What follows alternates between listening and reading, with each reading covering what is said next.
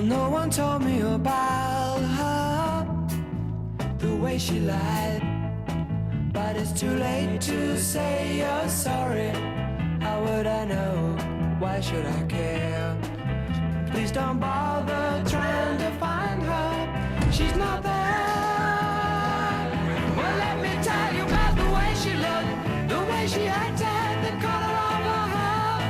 Her voice was soft and cool, her eyes were clear and bright, but she's not